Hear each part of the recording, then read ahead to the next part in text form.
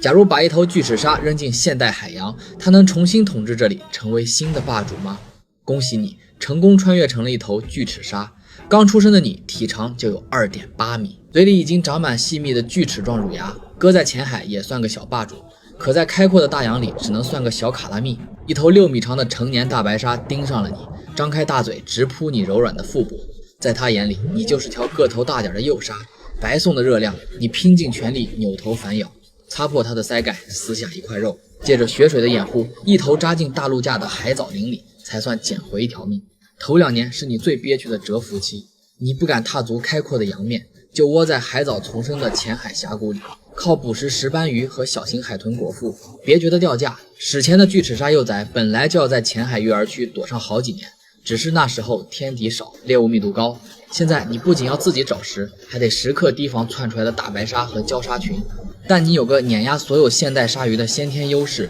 你是溫血動物。巨齒鯊的区域吸熱能力能讓體溫比周圍海水高出10幾度，無論是消化速度還是爆發力和生長效率，都甩冷血鯊魚10條街。短短2年，你的體長就飆到了7米，體重突破10噸，成了這片淺海峽谷的實際統治者。之前總跟你搶食，追得你東躲西藏的牛鯊群，如今成了你立威的目標。這種近海出了名的狠角色，能在鹹淡水裡自由穿梭，性情兇猛，咬合力在現身鯊魚裡排得上號，可在絕對體型差面前毫無還手之力。你一次側身衝撞就撞斷了領頭牛鯊的肋骨，剩下的成員一哄而散，再也不敢踏入你的核心領地。你也不再靠碰運氣觅食，摸透海豹群的活動規律後，學會了貼在海床的海藻叢裡打伏擊。你把龐大的身體壓在海泥上，只露出眼睛盯着上方的光影，等獵物成群從頭頂游過，再猛地向上衝刺。巨大的尾鳍一掃就能掀翻半群海豹，捕獵效率比剛孵化時翻了數倍。5歲這年，你長到12米，體重20噸，單顆牙齒已經有15厘米長，咬合力輕鬆突破10噸。你終於敢離開淺海育兒區，去開闊大洋闖一闖。你找的第一個對手就是當年追得你狼狽逃竄的大白鯊。在一處海豹聚集地，你撞見一頭6米長的成年雄性大白鯊，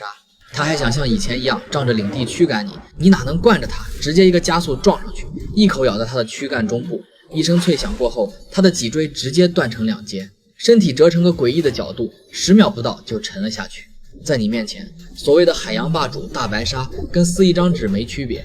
很多人以為大白鯊和巨齒鯊是一個量級，其實成年大白鯊平均也就2噸重，還不到你亞成年體重的1/10。你這一口下去的力量能直接把它的身体咬穿。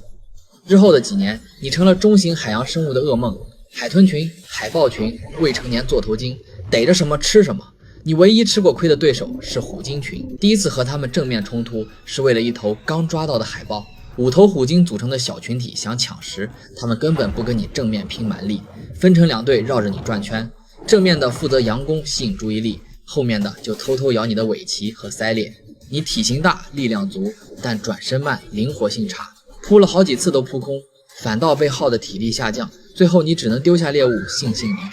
犯不着為一口吃的冒受傷的風險。那時候你就明白，這種靠智商和族群打仗的對手絕對不能硬來。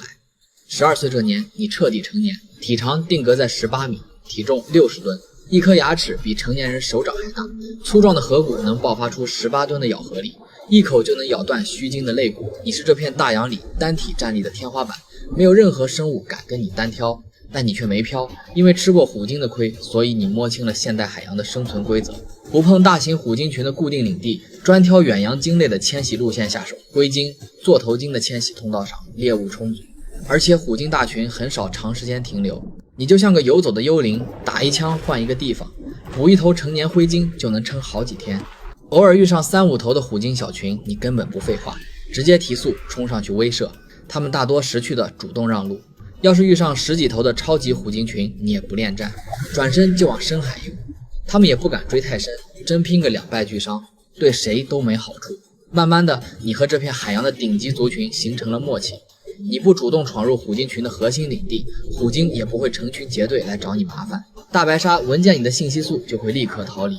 領航鯨群幾十公里外探測到你的聲紋就會繞道，你成了遠洋裡無人敢惹的獨行王者。